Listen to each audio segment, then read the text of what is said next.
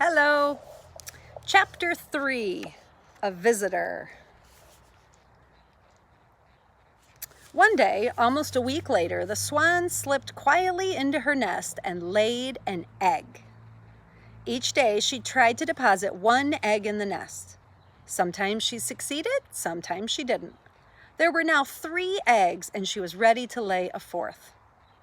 So this must be when Sam discovered them, right? Because remember how his picture, he said, I drew 4 eggs, even though there were only 3. As she sat there with her husband, the cob, floating gracefully nearby, she had a strange feeling that she was being watched. It made her uneasy. Birds don't like to be stared at. They particularly dislike being stared at when they are on a nest. So the swan twisted and turned and peered everywhere. She gazed intently at the point of land that jutted out into the pond near the nest. She gazed intently, so she's really staring like this. Like, do I see something? With her sharp eyes, she searched the nearby shore for signs of an intruder. What she finally saw gave her the surprise of her life. There, seated on a log on the point of land, was a small boy. He was being very quiet, and he had no gun. Do you see what I see? The swan whispered to her husband. No, what? Over there, on that log. It's a boy. Now what are we gonna do? How did a boy get here? Whispered the cob. We are deep in the wilds of Canada. There are no human beings for miles around. That's what I thought too, she replied. But if that isn't a boy over there on that log, my name isn't Cygnus Buccinator. The cob was furious. I didn't fly all the way into northern Canada to get involved with a boy, he said. We came here to this idyllic spot, this remote little hideaway, so we could enjoy some well-deserved privacy. Well, said his wife, I'm sorry to see the boy too, but I must say he's behaving himself. He sees us, but he's not throwing stones. He's not throwing sticks. He's not messing around. He's simply observing. I do not wish to be observed, complained the cob. I did not travel all this immense distance into the heart of Canada to be observed. Furthermore, I don't want you observed, except by me. You're laying an egg. That is, I hope you are. And you are entitled to privacy. It has been my experience that all boys throw sticks and stones. It is their nature. I'm going over to strike that boy with my powerful wing, and he'll think he has been hit with a billy club. I'll knock him out cold. Now wait just a minute, said the swan. There's no use in starting a fight. This boy is not bothering me at the moment. He's not bothering you either. But how did he get here? Said the cob, who was no longer talking in a whisper, but was beginning to shout. How did he get here? Boys can't fly, and there are no roads in this part of Canada. We are 50 miles from the nearest highway. Maybe he's lost, said the swan. Maybe he's starving to death. Maybe he wants to rob the nest and eat the eggs. But I doubt it. He doesn't look hungry. Anyway, I've started this nest. I have 3 beautiful eggs. The boy is behaving himself at the moment, and I intend to go right ahead and try for a 4th egg. Good luck, my love, said the cob. I shall be here at your side to defend you if anything happens. Lay the egg. For the next hour, the cob paddled slowly round and around the tiny island, keeping watch. His wife remained on the nest. Sam sat on his log, hardly moving a muscle. He was spellbound at the sight of the swans. They were the biggest water birds he had ever seen. He had heard their trumpeting and had searched the woods and swamps until he found the pond and located the nest. Sam knew enough about birds to know that these were trumpeters. Sam always felt happy when he was in the wild place among wild creatures. We know a boy like that, don't we? Stirring on his log, watching the swans, he had the same good feeling some people get when they're sitting in church. After he had watched for an hour, Sam got up. He walked slowly and quietly away, putting one foot straight ahead of the other, Indian fashion, hardly making a sound. The swans watched him go. Then the female left the nest. She turned and looked back. There, lying safely in the soft feathers at the bottom of the nest, was the fourth egg. The cob waddled out onto the island and looked in the nest. "A masterpiece," he said. "An egg of supreme beauty and perfect proportions. I would say that that egg is almost 5 inches in length." His wife was pleased. When the swan had laid 5 eggs, she felt satisfied. She gazed at them proudly, and then she settled herself on the nest to keep her eggs warm. Carefully, she reached down with her bill and poked each egg until it was in just the right spot to receive the heat from her body. The cob cruised around close by to keep her company and protect her from all enemies. He knew that a fox prowled somewhere in the woods. He had heard him barking on nights when the hunting was good. Days passed, and still the swan sat quietly on the 5 eggs. Nights passed. She sat and she sat, giving her warmth to the eggs. No one disturbed her. The boy was gone. Perhaps he would never come back. Inside of each egg, something was happening that she couldn't see. A little swan was taking shape. As the weeks went by and the days grew longer, the nights grew shorter. When a rain day came, the swan just sat still and let it rain. "My dear," said her husband, the cob, one afternoon, "do you ever find your duties onerous or irksome?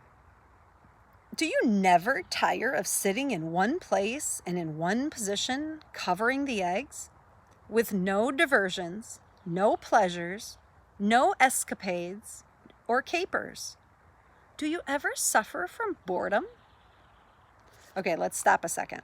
First of all, how kind of the cob to put himself in her place, which of course we know is empathy, right? And to think about how this must be for her. That she is giving up her whole life at that point, right? To bring these little baby birds into the world, right? She's stopped everything. Look at what his list. You never tire of sitting in one place, in one position, covering the eggs with no diversions. That means no changes, no distractions, no pleasures, so doing nothing fun, no escapades. That means she doesn't go anywhere and do anything exciting. An escapade would be like going on an adventure. Or capers. Capers would be another adventure. Do you never suffer from boredom? Okay, so there's a lot of words in there.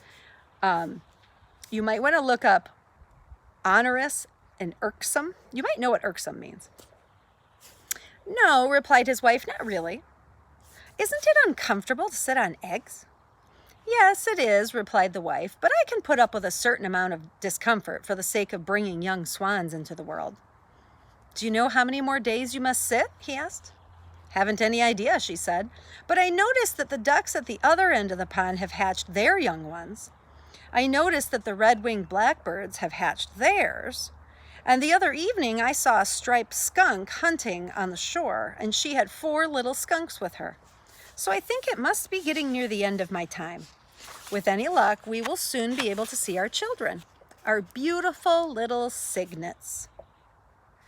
Don't you ever feel the pangs of hunger or suffer the torrents of thirst?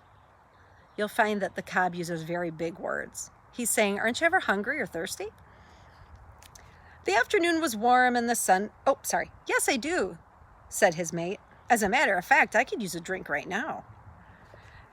The afternoon was warm, the sun was bright. The swan decided she could safely leave her eggs for a few minutes. She stood up.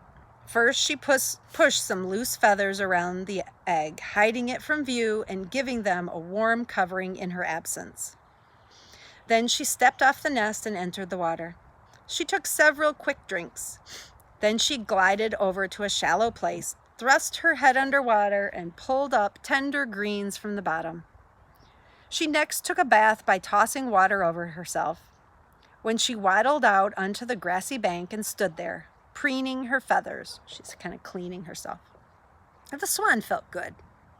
She had no idea that an enemy was near. She failed to notice the red fox as he watched her from his hiding place behind a clump of bushes. The fox had been attracted to the pond by the sound of the splashing water. He hoped he would find a goose. Now he sniffed the air and he smelled the swan. Her back was turned, so he began creeping slowly toward her. She would be too big for him to carry, but he decided he would kill her anyways to get a taste of blood. The cob, her husband, was still floating on the pond. He spied the fox first.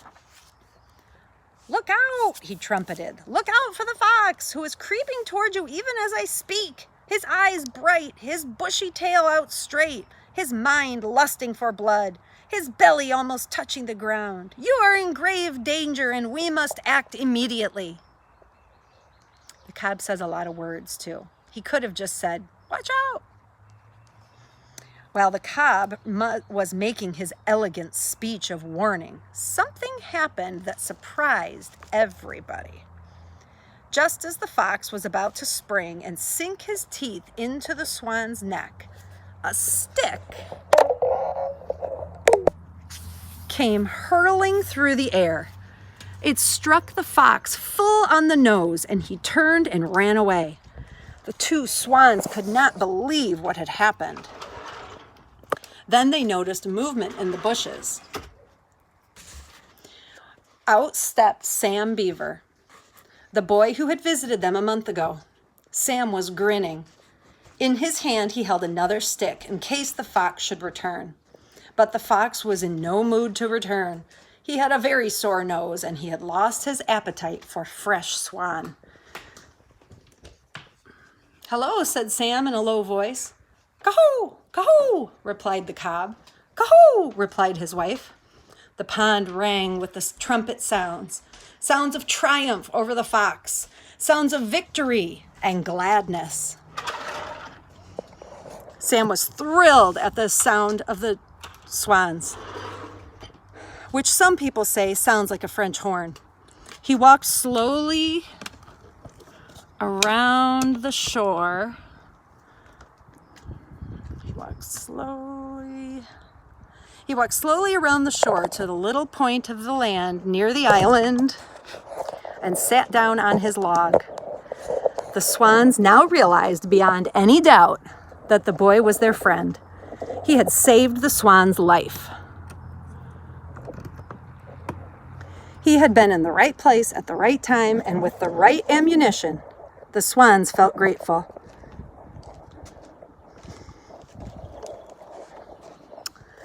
The cob swam towards Sam, climbed out of the pond, and stood close to the boy, looking at him in a friendly way and arching his neck gracefully. Once he ran his neck far out, cautiously, and almost touched the boy. Sam never moved a muscle. His heart thumped from excitement and joy. The female paddled back to her nest and returned to the job of warming the eggs. She felt lucky to be alive. That night, before Sam crawled into his bunk at camp, he got out his notebook and found a pencil. This is what he wrote. "I don't know of anything in the entire world more wonderful to look at than a nest with eggs in it. An egg, because it contains life, is the most perfect thing there is. It is beautiful and mysterious. An egg is far finer than a tennis ball or a cake of soap. A tennis ball will always just be a tennis ball. A cake of soap will always just be a cake of soap, until it gets so small that nobody wants it and they throw it away. But an egg will someday be a living creature. A swan's egg will open, and out will come a little swan. A nest is almost as wonderful and mysterious as an egg. How does a bird know how to make a nest? Nobody ever taught her. How does a bird know how to make a nest?" Sam closed his notebook and said goodnight to his father. He blew out his lamp, climbed into his bunk. He lay there wondering how a bird knows how to build a nest. Pretty soon, his eyes closed, and he was asleep. Boys and girls, in this last part of this chapter, all I heard from what he wrote in his notebook and what he's wondering, I just heard God, God, God. Did you? Is that what you were thinking? What he wrote made me think about like babies in mama's tummies, how they are perfect because they contain life. They're the most perfect thing there is. They are beautiful. They are mysterious. Because we think, how in the world? And then, a little brother or sister is born, and you look at this tiny little thing and you just are amazed at God's power and God's gifts, right? And he says the tennis ball and the soap will just be soap, but that egg will be a living creature. And then he talks about the nest, and he says, how in the world do they know how to do that? Well, there's only one answer, boys and girls, and that's God. God knew when he created each animal what they were going to need, what they were going to have on their body, what they were going to need to have in their brain. It just always makes you just go, wow, how is it possible? It's so amazing. And that's what I heard at the end of this. I love how Sam is only 11, but he totally sees the wonder of God's world.